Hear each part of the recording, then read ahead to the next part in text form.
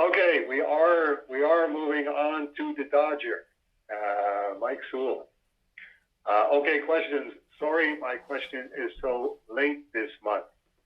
And before we get to that, I want to thank you, Mike, for your phone message the other day,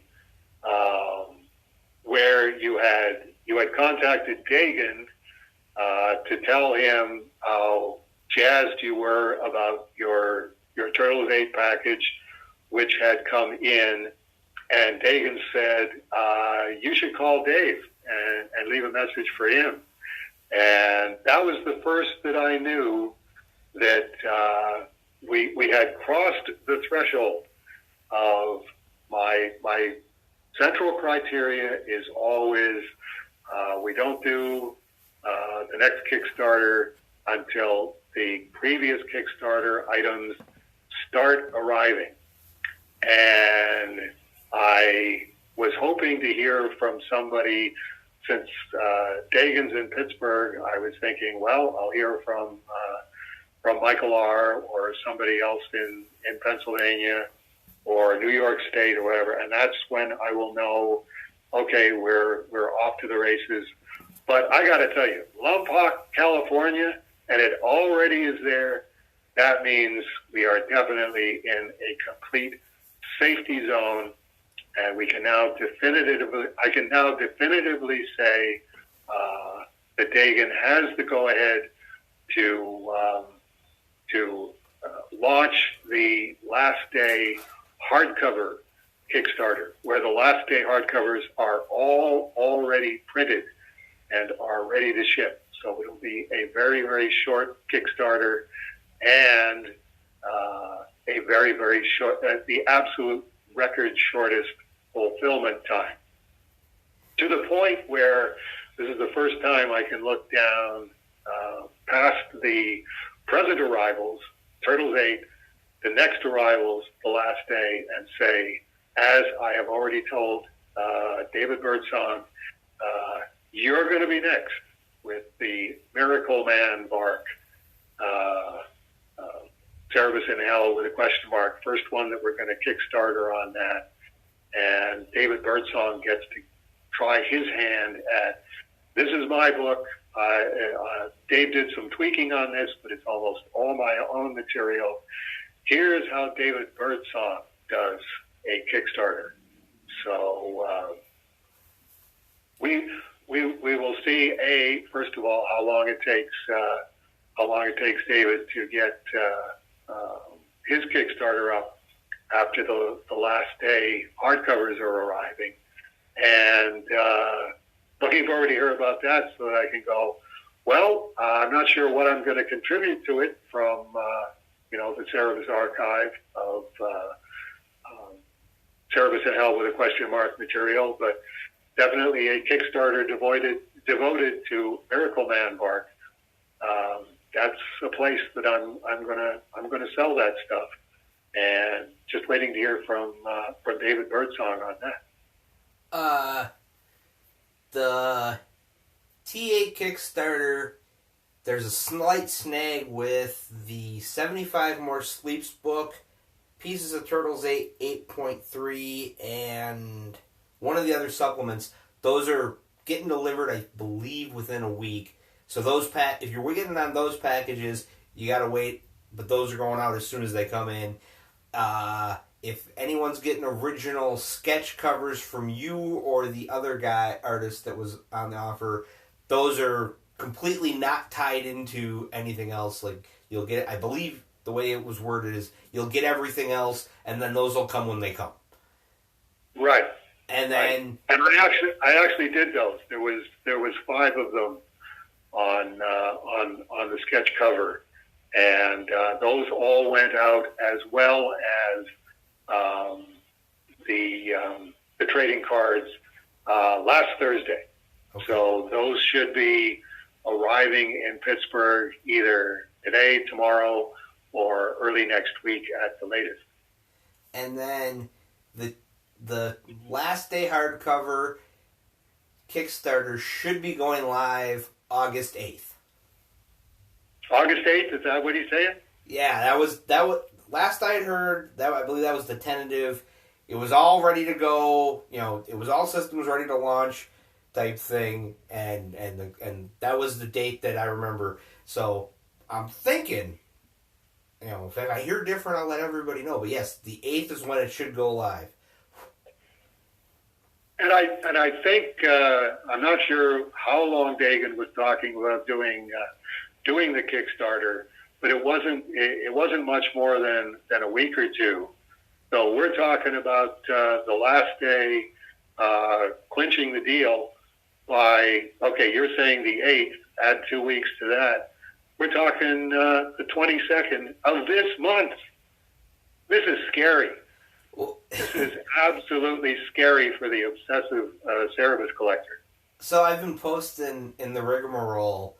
I was doing the various versions of the last day and of various descriptions of what was going on, and finally I was just getting tired of doing the same thing over and over. So it's the last day, and then it's with nothing, and it's the link to previews to order the resolicitation of it. With an old Cerebus remarket, it's a link to Cerebus downloads. And then it was with, I forget what the third one was, but then and it was the last day on the top line, and then the next line it was quotes under each word, so I didn't have to type it again. And there's like 5 of them, and the last one was as a hardcover, and it was a link to the pre-launch page for the Kickstarter, and they also have it on the waiver on the Cerebus Overstock or Overload. I always forget which one it is. Overload. Okay, so Cerebus Overload. They already have a page on the site to order it after the Kickstarter when the extra stuff funnels through and they're selling it there. So it's, and I had a link to that for a while. So you can get the last day in any format you want, any way you want. You just kind of got to look around. And it's all happening August 2023. So thank you, Mike, for, like I said, giving me the segue into this. Now we're going to get to Mike's question. Dear Dave and the oft-rumored Manly Matt, I read blogs and watch online interviews with other comics creators. Many mention the independent-focused comics conventions as their favorites, like the Small Press and Alternative Comics Expo Space in Columbus, Ohio. Can you please talk a bit about that movement and your experience? I'll be happy to. I have to say, as soon as I saw the word movement, it's like 30 years of bad vibes flooding back, and it's like I'm learning to work through this so that it doesn't do that. The reason that I say that and that I'm laughing, and the reason that movement causes that problem, is that this was the giant schism that occurred in the situation where it was Steve Bissett who was calling it a self-publishing movement because that was the way he saw it, and in his mind, movements are a great idea. I won't make the obvious jokes attached to this, but Steve Bissett's definitely over in the movement camp, where if there's something that you're doing or you're wanting to do or you're getting people to do, and it's a good idea, and you start getting more and more people doing it, call it a movement so that you can accelerate the process. Everyone loves a movement. Somebody who didn't love the idea of a movement and didn't love the idea of calling something a movement was Jeff Smith. This definitely raised his hackles of, I don't really want to be part of the movement. And it's like, this all occurred external to me because it's my take on it was I had been successful at self-publishing, and I'm a paying it forward, paying it back kind of guy to this day. So that was my side of it. And anybody who was self-publishing or wanted to self-publish and wanted my help, I was always very emphatic to them. It's I'll help you when the time comes, and it will come for you if you're successful. You help other people. I'm not going to charge you a consultant fee. I'm not going to ask for a percentage of your sales. None of that kind of stuff. It's like, here's the information that I have. Here's what I know. Here's my experience, and I'll be happy to walk you through all of it. I remember Carol West was still here, and I was trying to get work done, and I had been sort of up to my eyeballs with self-publishers asking for help. And now I'm down in the studio. Carol comes to the top of the stairs, and she says, Jeff Smith's on the phone. And I said, ask him what it's about. And she goes away for like 3 seconds and comes back and goes, he says, bone. And it's like, okay, yes, very, very good point. It's I was looking for, give me a snapshot of what it is that you're asking about. I can maybe just relay the answer through Carol. No, this is Jeff Smith. This is Bone. There is only one Jeff Smith, and there is only one Bone. Hi, Jeff. What's up? And then talk for, whatever, 40 minutes, whatever it is that he wanted to talk about. Now, sometimes it was, well, what about a movie? What about merchandising? Have you signed for a movie? Why haven't you signed for a movie? What do you think is wrong with movies? And it's like, okay, well, I'll be happy to answer that. But there's no short answer to that. But again, all of this was, I'll do this for you. You do this for others when your turn comes. And it's taken close to 30 years to get to the point of going, okay, I think I can understand a lot of what was happening there, that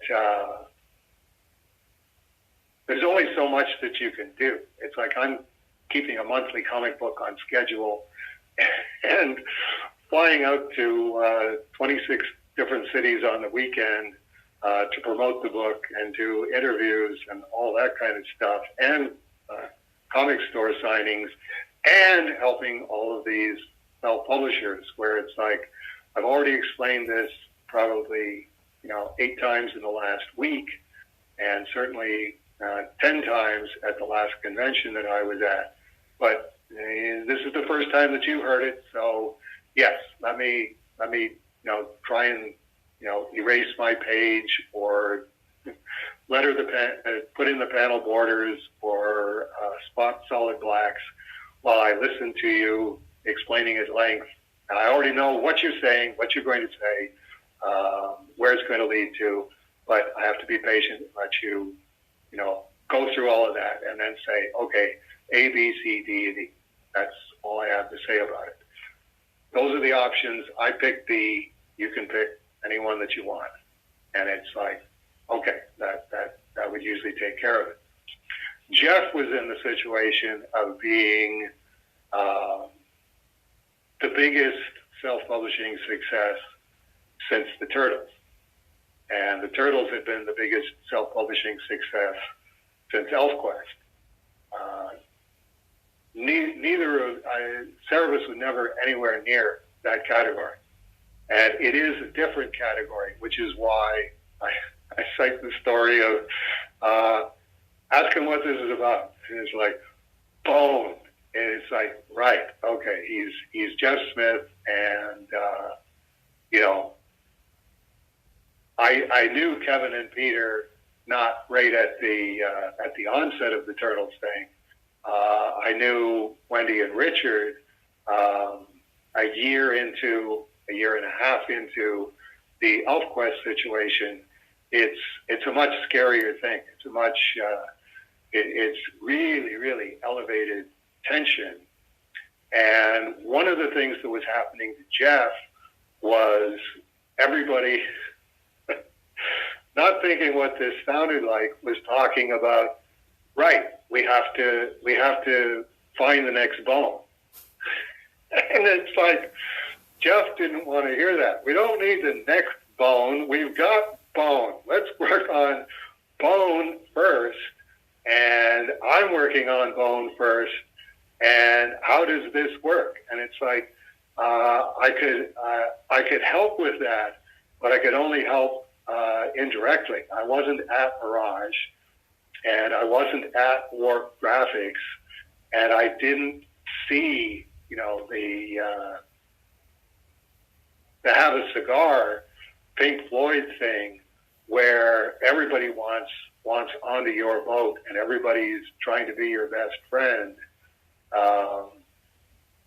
So there was a specific tension there, and then I came to understand this was why the movement thing bothered Jeff so much, because it sounded like, you know, this is starting to take off. I want to do the best thing that I can for this.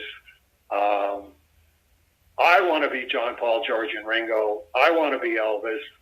I don't want to get subsumed in with, you know, all of these second and third stringer people who aren't in that category. And I have this awful feeling that this is what you people are all trying to do, is to, you know, let's subsume Bone within this, quote, movement and find a bunch more of these. And it's like, if I had been at the center of that, I would be saying, that's not what we're talking about doing. It's like ElfQuest was 1978 was when that took off. The Turtles was 1984. You're not going to find you can go looking for the next Bone. You're not going to find it in 3 months, no matter how interesting ways you have beating the bushes. It's going to be years for another one before another one of these turns up. But like I say, you know, the guy that's going through it doesn't want to hear that. My experience, getting back to the question and trying to explain, okay, this is why movement, anytime it's attached to self-publishing, Dave Sim goes, oh God, not this again. Looking at the back cover of Cerebus number 160, if you're asking about the secret origin of independent focused comics conventions, it was a comic art metaphysics thing, I think, where I didn't create it, but it happened. And it happened October of 1992, when I was doing the Great Eastern Convention's 1992 U.S. tour, which was taking everything that I'd learned from the 82 tour and going, okay, let's do this more sensibly. It was Fred Greenberg's Great Eastern Conventions. He was holding conventions in probably 15, 16 different cities. And he had gone, let's keep this really basic. Keep it simple, stupid. You want to rent a large-size meeting room or a small ballroom at an affordable hotel near the downtown. You want to put in 30, 40 tables. You want to charge a reasonable amount for them. You want to do a one-day show. They set it up early Sunday morning, late Saturday night. Convention goes all day Sunday. They're breaking it down by Sunday at 8 o'clock. and wanting to expand that. And I got hooked up with Fred and went, okay, you're in this number of cities. You want to add these more cities. You want to add like 8 or 9 more cities. Why don't you, can you do a year's worth of me being the guest? Because that was the other element of the Great Eastern Convention. We're going to have one guest, and he gets one of the tables. The rest of the tables are dealers. And it's like, we don't get off message. We don't get off of our game. This is what we're doing. I can make $2,000, $3,000 a weekend doing this. Let's not overthink it. And I'm going, well, okay, you're already having to fly in a guest. If you fly me in to the cities you're already doing, and the 8 cities or whatever that you aren't doing yet, but you want to do them in, then that's all taken care of. I get to piggyback on what you're doing, and I added in what I wanted to do to promote Cerebus was, okay, we'll get the publicity team, Likas and Levine, that Larry Martyr turned up, and they will do the publicity, which they know how to do locally. Here's this guy coming into town. Here's his story. 300 issues, Cerebus the Aardvark, blah, blah, blah. Here's publicity photos, et cetera, et cetera. Send it to all of the local media. Figure out 5 weeks ahead of time, okay, this radio station wants you, this television station wants you, this newspaper wants you. Do all of the interviews, or as many of them, ahead of time as possible. Work the monthly comic book. Fly out on the Wednesday or the Thursday to the city, run around doing all of the publicity Wednesday or Thursday. Thursday night, do a comic book store, and after the comic book store on Friday, do another comic book store if possible on Saturday, then do the comic book convention on Sunday, out to the airport, back home, back working on Cerebus on the monthly book. 26 cities. And what happened was Seattle was one of the cities that Fred hadn't done, but went, Seattle's a great comics town. This should be an easy slam dunk. So booked I looked it up, Red Lion Inn, 18740 Pacific Highway South in Seattle. And like I say, not overthinking it, exact small ballroom, 30 tables. Dave gets one of them. We're ready to go. I was doing publicity the Wednesday before the show. We had done the Seattle Post Intelligencer was still being published at that time. You should be able to find a scan of the drawing that Gerhardt did. I did the Cerebus, but he did the giant distinctive spike on top of the Seattle Post Intelligencer, the globe that was on top of the building. Cerebus holding it up. And it's like, it was a full-size piece, which is, this should work. And sure enough, it did. Yes, we want this for the Seattle Post Intelligencer. We'll give you the whole front page of the entertainment section. Gee, thanks. That's great. Xanadu, Perry Plush's stores, he had 2 stores by that point, one downtown, one out in the University District. I was doing those on the 16th and 17th. So now it would have been the Wednesday the 15th. I'm all packed, ready to go to Seattle. Fred phones and says, I haven't sold a single table, and I've been holding off till the last minute. But even at the last minute, cutting all the prices, nobody in Seattle wants a table, so I'm not doing the show. But I still have to pay for the room because I left it too late, what do you want to do? And I said, well, okay, I'm still coming out there. I still got to do the 2 Xanadu stores, and I still got to do I had like 2 radio interviews, and I had an alternative paper interview that I was doing when I was there. I'm still coming. I said, I'm going to phone a couple of cartoonists. I think I phoned Gary Groth, and I said, here's the situation. Fred's still got to set up the room, so tables are all going to be set up. Any cartoonist that wants to come out and set up, you get a free table. And you can sell all your stuff all day, and it's just going to be cartoonists. There won't be any dealers there. So it's another one of those crazy Dave Sim things. And it's like, when's this happening? Sunday. And it's like, why are you just telling us now?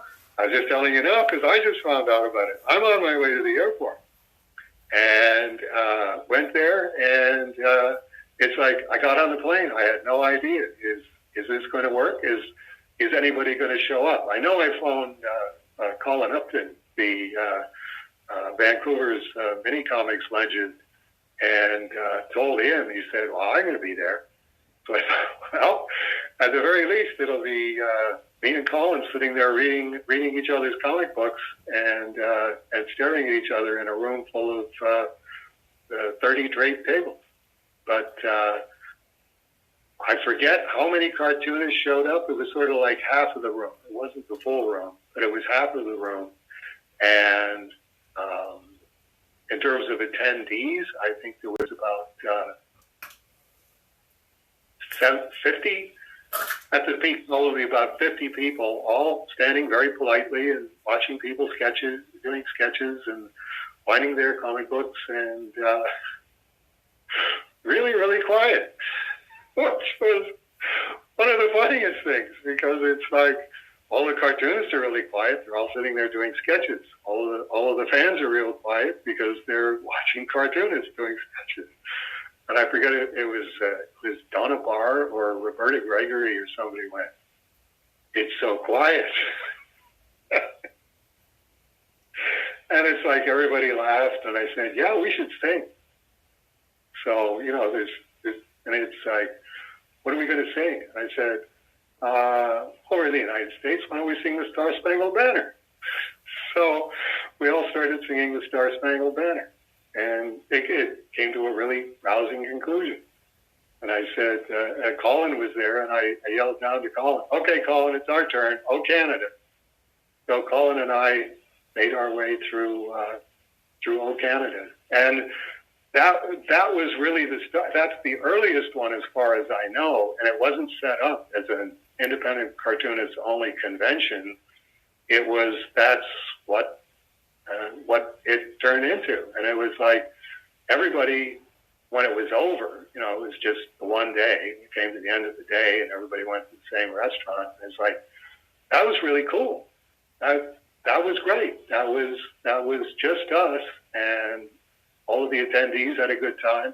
We had a good time. Somebody should do these. It's like, well, no sooner said than done. Well, it was a little sooner, because it was like 1993 before the next one was actually intentionally done. But there you go, Dodger. That's my reminiscence on how that all came about. And the same thing when I was telling the story, and I'm mentioning Larry Marder with his connection to Moondogs and Lekas and Levine. It was Larry Marder who said at the Capital City Trade Show in 1993, Jeff Smith came over to Larry's table and was looking at Bean World, really liked Bean World, and gave him whatever it was. I think it was 3 issues of Bone, maybe 4 issues of Bone were out at that point, and this was Jeff was on the ropes. It was either this trade show does some good or something has to do some good because, I'm not making money on this, and I don't really know how to get people to even know that this exists. And it's like Larry Marder is flipping through it, and he's going, "Okay, this is somebody who knows how to riff on Walt Kelly. We haven't had this before. This is definitely a guy who cartoons far above what I'm doing on Bean World, but over in the same category." He said, "You have to show these to Dave Sim." And it's like he goes, "Okay, how do I do that?" He goes, "Well, that's Dave Sim over there with Martin Wagner. They're in front of this giant lineup that they've engineered by deciding that they're going to do sketches for all of the retailers, which nobody had passed a law against it. So consequently, the Capital City Trade Show consisted of a giant lineup for Dave Sim and Martin Wagner, and across from us was Mr. T, who was doing his Mr. T comic book. So it was a competition as to who would have all of the retailers in their lineup, Mr. T or Dave Sim and Martin Wagner. And Capital City's pulling their hair out going, "It's a trade show. They're supposed to be looking at other people's tables, not just yours." So Larry told Jeff, "You have to show these to Dave Sim." He said, "Just don't stand in the lineup. Just go to the front of the lineup and say, Larry Marder told me that I have to give these to you." And it's like, "Oh, okay, thank you." And took them and put them in with the pile of them. And so that was the situation where, the self-publishing, doing a table with Martin Wagner, who was doing EPCAT and doing the Capital City Trade Show. Martin had already done that and was saying, "This works really good." And he was right. It's like I'm sitting there going, this is like the difference between smoking pot and mainlining heroin. These are all retailers. They don't just buy one copy of a comic book. They buy 10 copies or 20 copies or 50 copies. And it's like, "Martin, get a business card from them. Everybody that comes to the table, get a business card." And, so we can contact them directly.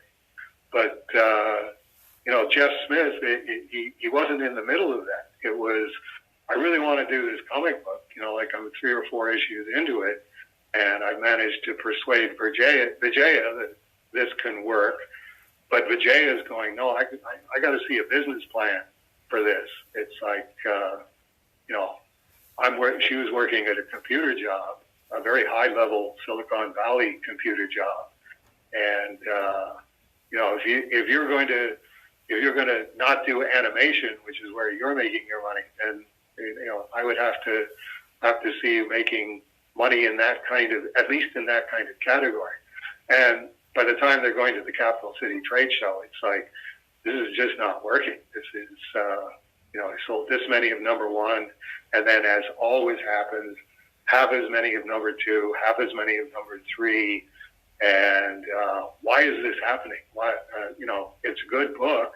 Why people are telling me it's a good book? Why isn't it happening? So that's the story on that side of what was happening there. It was all very interesting, happening simultaneously, and me having to sort it all out. And then I go out to the airport because I was only at the trade show for 1 or 2 days, and in the departure lounge, and I've got stuff in my portfolio. I thinned out all of the loot that I got that I'm not really interested in this, or I can ship this back to Kitchener, and going, "Well, okay, this is Larry Marder said that I needed to see this." And if Larry Marder said that, okay, I did need to see this. So sitting in the departure lounge, I read the first, like I say, 3 issues of Bone, 4 issues of Bone. And I'm going, this is really, really good. But sell.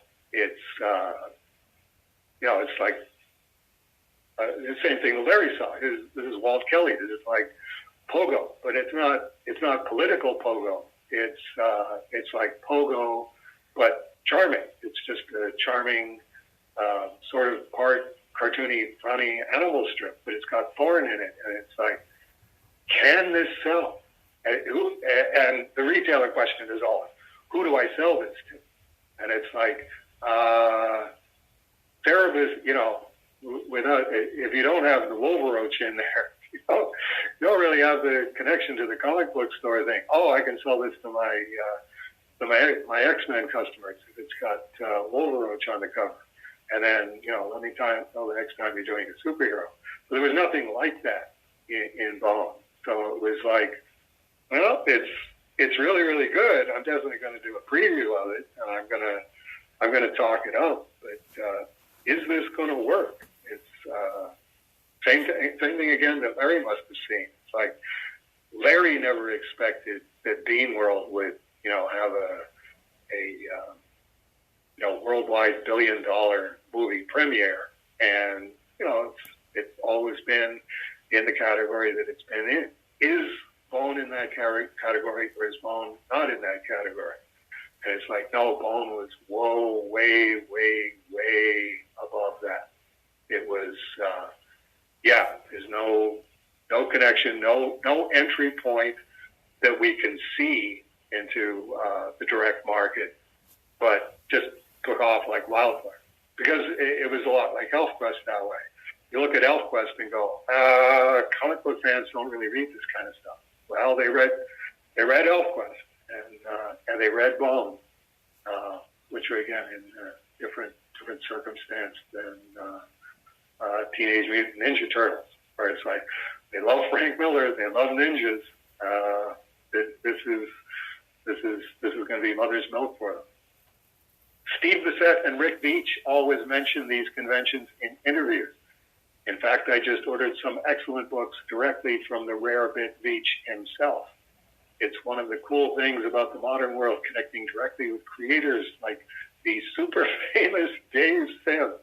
No, it's not the super famous Dave Sim. It's, as I say to anybody who says, oh, you're famous. It's like, no, I'm notorious. There's a very big difference between being famous and notorious. I'm sort of famous, notorious, definitely far more down towards Bean World than anywhere near Teenage Mutant Ninja Turtles, ElfQuest, or Bone. I appreciate the sentiment, Mike. The famous Dave Sim. I've seen it famous. I know famous. I'm not famous. And question, do you still talk to Rick and Steve by phone, mail, or the famous Dave Sim fax machine? Again, notorious Dave Sim fax machine. People in 2023 do not trust people who use fax machines. If you aren't already notorious for your opinions on gender, the fact that you have a fax machine and aren't on the internet, buddy, you're just asking for trouble. You got nobody to blame but yourself. No, my only contact with Rick is when Rick gets a book done, he sends it to me, and I read it, usually the same day that it comes in, either one of the part of the Max Immortal series, the Hiroka thing, or the Rarebit. I never know when the package comes in, which one it's going to be. And I wrap up whatever is the latest thing that I've got after doing that and send it to Rick. And Rick usually writes 8 words, 2 days, 8 words, Rick Veitch, or Rick, Roaring Rick. And,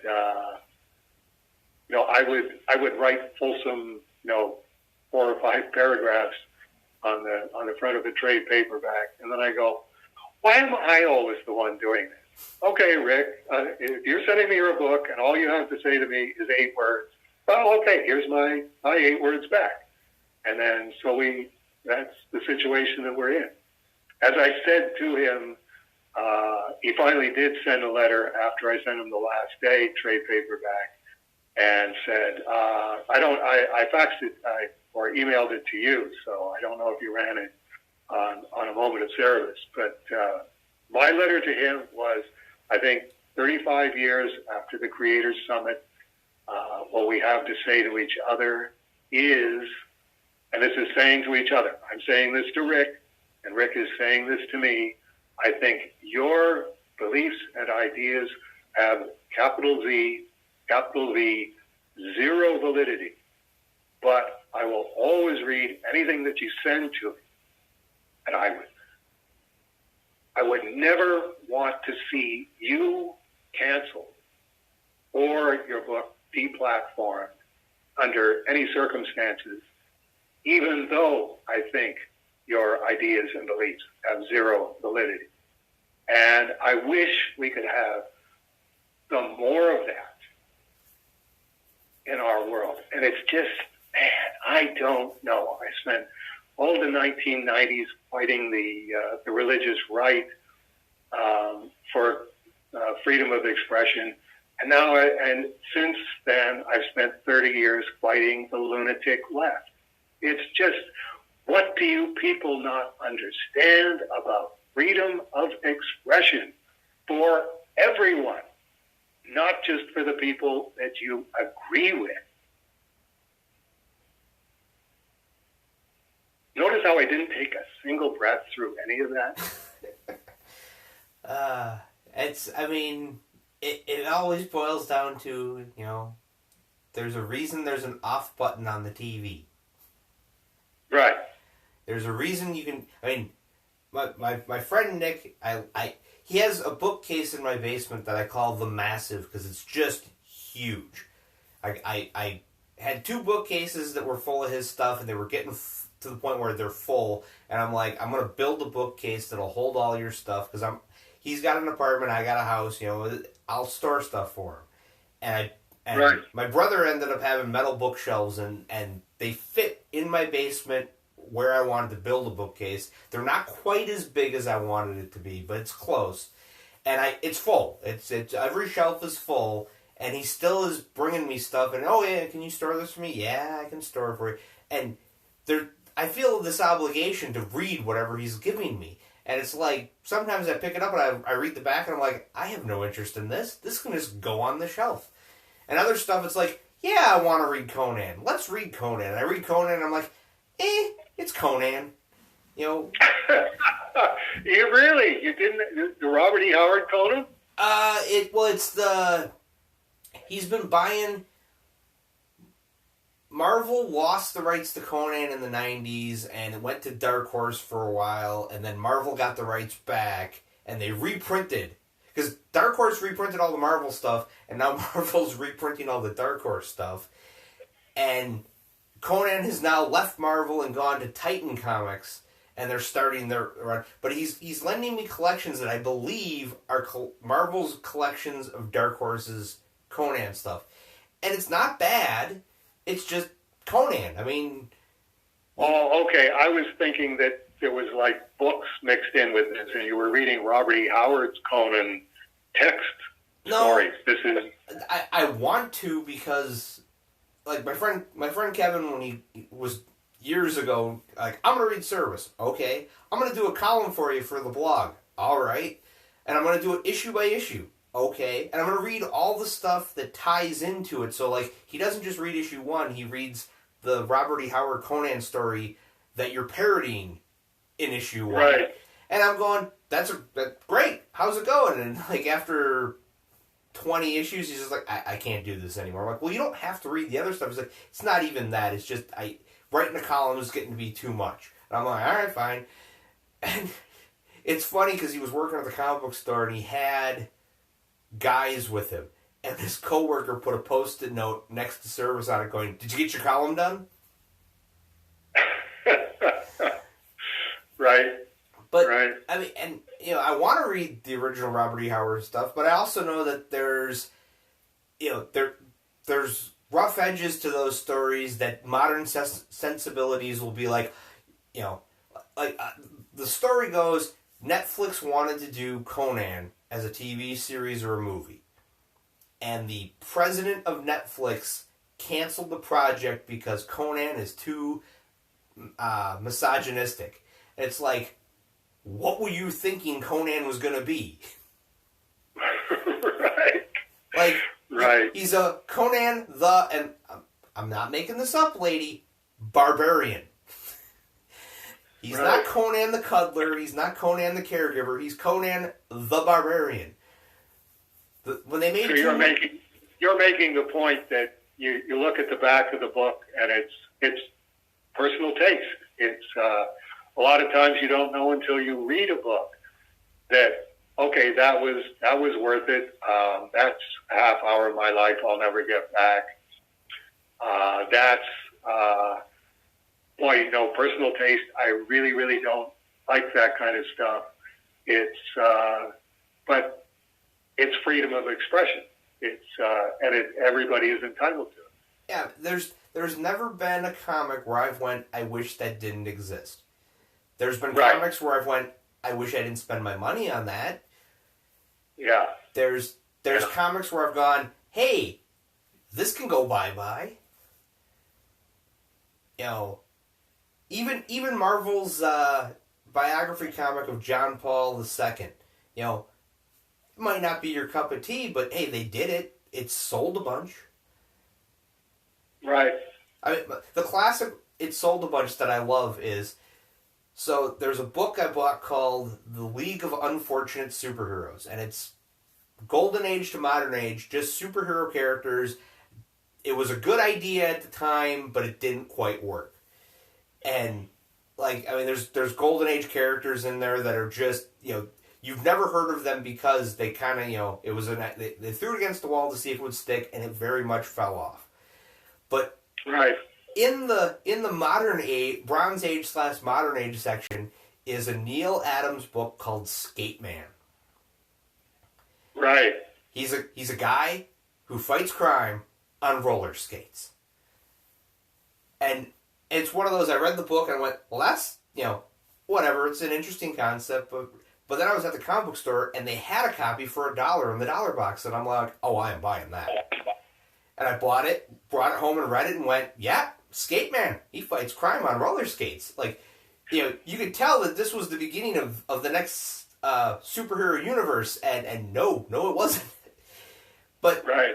My local store had Neil Adams come, and I had, the first time he came the first time, and I had him sign my copy of Following Service 9 and my Anything Goes number 3. And he had such a great experience at the store that at the end of the signing, he said to the owner, when can I come back? And oh, you told me about that. Yes. Yeah. Right. So the second time he came, I went and I got Paula and Natasha with me, and I'm getting the Green Lantern Green Arrow print for you and for Jeff, and I'm getting my copy of Skate Man signed, because when is Neil Adams going to see this book at a signing? Like, no one's going to bring him Skate Man. They're all going to bring Batman and Green Lantern Green Arrow, and it's only the hits. And right. He signs, actually, because you got one free signature and then you had to pay. And so I had Paula get it signed because I had something else I was getting signed. And he hands it back to her and she goes, Skate Man, who thought this was a good idea? And Neil Adams, without missing a beat, went, well, we sold 80,000 copies. And I'm just kind of looking at her like, you can have an opinion, but that's the one time you need to not say your opinion. When the guy that did the book is right across the table from you, you don't want to be like, well, this looks stupid. Yeah. Although, having been on the other side of the table, that does happen.